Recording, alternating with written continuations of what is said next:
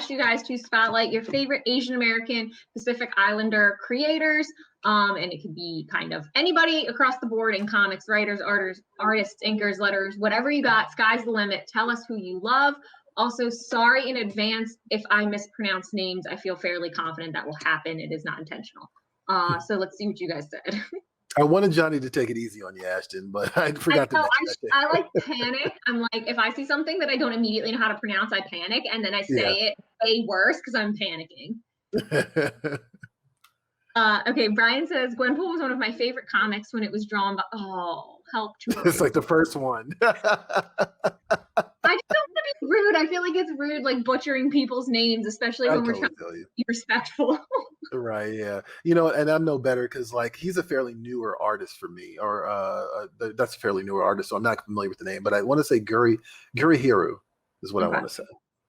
Their style is so unique and is instantly recognizable by any comic if they're the artists behind it. All right. Don says, Ming Lee, I found out he was making Green Lantern Legacy about a Vietnamese American Green Lantern, and it resonated so much with me, especially since Green Lantern is my favorite comic book character. Very cool. Charlie says, Marjorie Liu is a stellar writer. Sana Takeda? Okay. Is a breathtaking artist, and together they've crafted the richest fantasy series since Sandman. Yeah. Cat 13 says Peach Momoko. I love her art. I love how her art reflects historical Japanese artwork. At least I see it that way. I could kind of see that. Billy says Larry Hama, who played a huge part in creating many of the G.I. Joe characters we know and love. And Daryl says Stan Sakai from reading Usagi Yojimbo, of course. Okay, all right. So Patrick, there's something I actually want to ask you about, but I'm gonna save it to the end because you mentioned a creator that like I recently found out some details about that I thought was interesting. But before we even get into any of that, put us onto some game, man. Like tell us what's going on, like what's going on in the world of AAPI creators. All right. Well, first off, I'm going to tackle the big two just to get the big two out the way, because that's what most people are going to see. And so, with Marvel in August, and I'm going to mispronounce this name as well, so my apologies. In that regard, In-Yuk Lee is penciling some covers in August for Asian American and Pacific Islander heritage variant covers. AAPI covers. It's going to be in August, not this month, unfortunately. Right. You have to wait till then, but just amazing artwork. Look at that. You can see right here, laying down some amazing covers in a little bit non-traditional style as well. Yeah. Style you don't see your heroes normally in, but still in their costumes as well, as you can see there. Just amazing work. I love him. Well, I'm not sure if it's a him or her, but just amazing work. I can't wait to check that out. Very Stanley Artgerm Lau, if you're a fan of Artgerm, huge fan of his, and Lee is amazing as well. I would probably in August say I would probably say he's a little bit better than Stanley Artgerm, but anyway, that's just hey, let's not do that. Let's not do that. Much love to you know, it's a celebration. It's a celebration. I'm sorry. I'm gonna put the fanboy aside. And no worries, because I know Artgerm. Stanley's cool. Okay. I don't know any of Lee. I know Sand, but they're both cool. Anyway. Also from Marvel, they're doing their Marvel's Voices series. They're doing an Identity #1 that's AAPI specific. I love each one of these artists: Jean Lun Yang, Christina Strain, Greg Pak, Marine Gu, and more. Marcus To on art, Jason Liu, Chris Lees, Lin Yoshi, Marshall Ahmed, Jim Chung on the cover. Just going to be amazing. The Marvel Voices has just been a great series from Marvel that gives us representation, and for them to do an AAPI specific one, and with Shang-Chi dropping, as you see, Shang-Chi on the cover there. We got Silk, Jubilee, Miss Marvel. I love it. You love to see it. So shout out to Marvel giving us some AAPI representation. And over on the DC side, not to let Marvel step over them, DC still trying to show love. They have their Festival of Heroes, the Asian Superhero Celebration. That's right. We got my man Bernard Chang, I love him. Marcus To, Audrey Mock, Marcio Takada, Amy Chu, Dustin Nguyen, Ram V, Jean Lun Yang, again back over on Marvel as well, killing it. That just came out last week. Last week. It's in stores now. You see, I think there's also some nuggets of some new characters introduced in that. So Mhm. FYI for you collectors out there, you want some first appearances, we're getting some good stuff in there. So that's just wanna your point Marvel out DC stuff. Yeah. yeah, I just want to point out real quick. The Batgirl that like was my first Batgirl was actually that one. So Oh, it was really? Cassandra. Yeah. So Okay. yeah, like before I even gave to whatever about Barbara Gordon, that was my Batgirl. I feel that. I feel that. Shout out to and we got her in Birds of Prey with We did, Ella J. Bosco, man.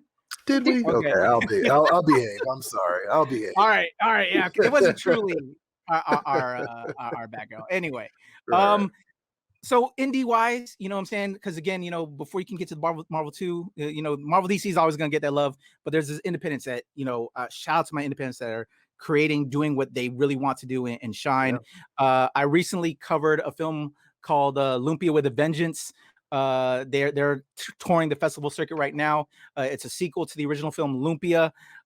It's a very Filipino story where it's a kind of a superhero that fights with lumpia. If you love to eat lumpia, he actually uses lumpia as weapons. And they did a prelude comic that I covered and that came out earlier in the year, and now their interlude comic just dropped actually in stores and is available. I don't know if Diamond's covering it yet, but hopefully you guys will. But just an amazing, very fan service driven comic that just gives you more details behind scenes you see in the film. And Whilce Portacio is on there doing a story, who we know and love from Uncanny X-Men, from Punisher, from Wetworks. He contributed. Just an amazing cast of folks involved with that. And so I just definitely want to show Patricio Janessa, Lawrence Uriarte, Ray Sudero, just, you know, they're all about their fans and all about the fans that love Lumpia, and this comic delivers if you're all about that material. So shout out to them, man. And yeah, that's number one out the gate indie wise. For the other one, my man Epic Props, Jerry Ma, just dropped a Kickstarter campaign that I think is already super successful now, but still contribute because what he's doing with this campaign is because of all of the Asian, the violence that has been happening towards we as Asian folk, to our elders and our women, the proceeds that he's making off this outside of printing the book is he actually just, I think over this past weekend, went and donated this money to businesses that were affected by a lot of, you know, these incidences that were occurring and from the pandemic. So his heart's in the right place to you know, outside of just making the book happen, he wants to give back to our community, and he went to like I think 10 different businesses and dropped off checks or actually envelopes of cash to help support these businesses. And so you love to see that. That's amazing. Yeah. And with everything that's going on, man, shout out to my boy Jerry Ma. Yeah, and please support the book. It's still out there. You can actually, he just dropped a recent category on his campaign that he will draw you into the final issue of the book. So if you ever wanted to be in a comic book, Troy, I know you'd look sexy in there, man. You get drawn in there. So that's a tier. Be in the last issue. I hate finding out about Kickstarters after the fact. I'm always like, ah, damn it! I wish I could have got on the ground floor with this. But like, yeah, I'll throw some dollars. Like, I'll do my part for the next issue. I love it. Actually, for a second, can you just pretend that I have never heard of or know anything about Lumpia? Can you tell us what it is?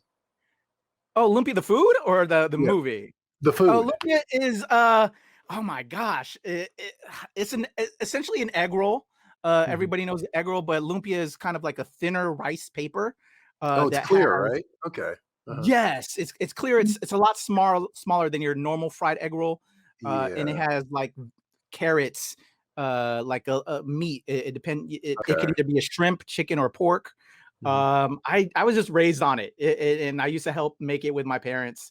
With my mom specifically, and it's amazing. If you love egg rolls, to me, this is to a whole nother extreme. It's the ultimate party food, and now because of Lumpia Vengeance, it's used as weapons to make people just chill out.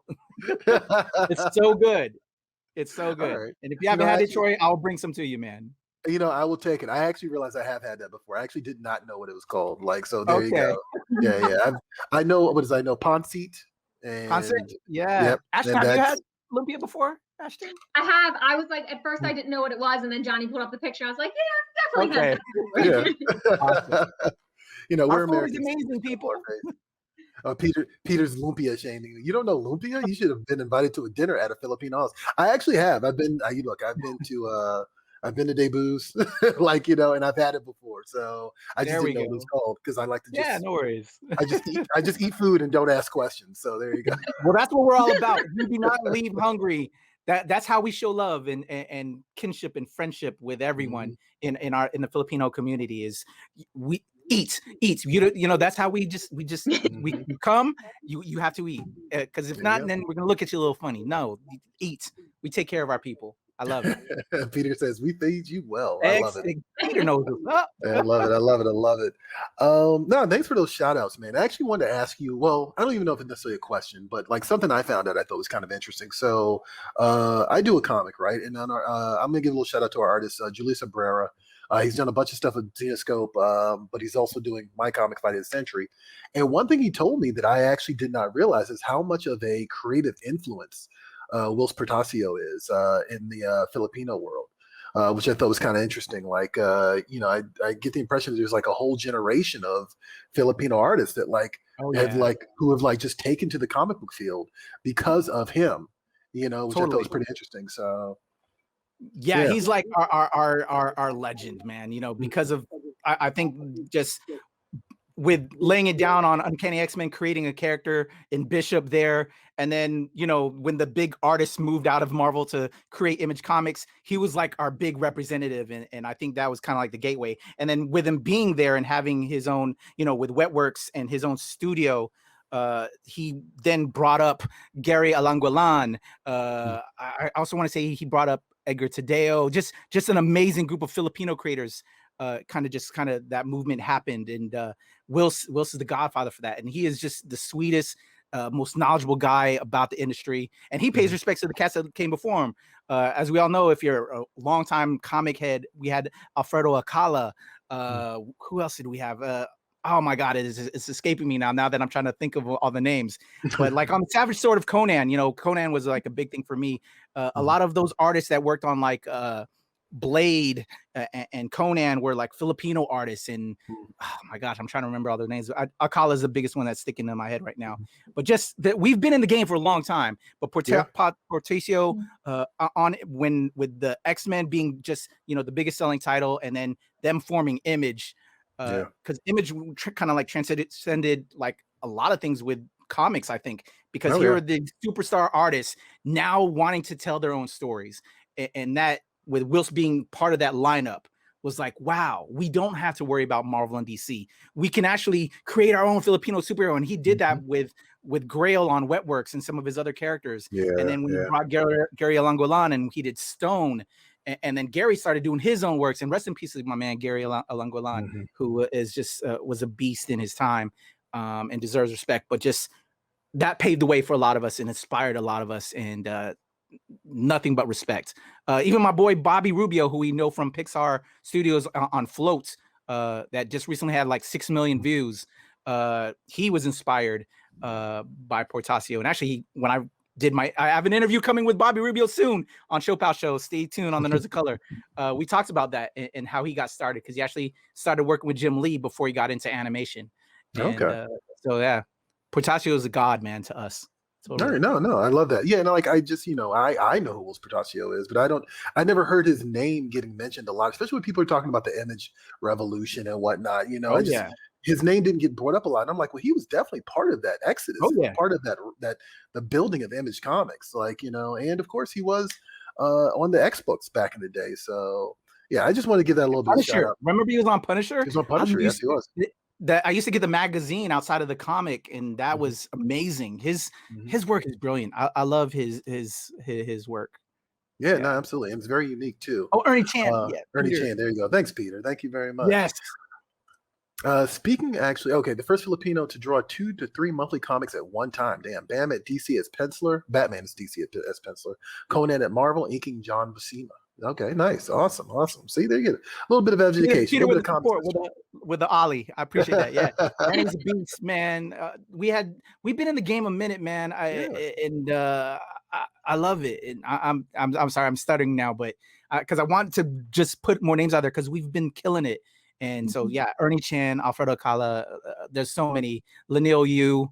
I think that's more this generation. They know Lanil Francis Yu. He's a beast. Just so many amazing, talented Filipinos out there. Absolutely. I mean, people do the homework, look into these things. He's dropped a couple of names, but this is also a lot of interconnectivity. Like you pointed out with Whilce Portacio and how he kind of creates a bunch of branches on his own. There's plenty to discover and find out. So definitely do your part.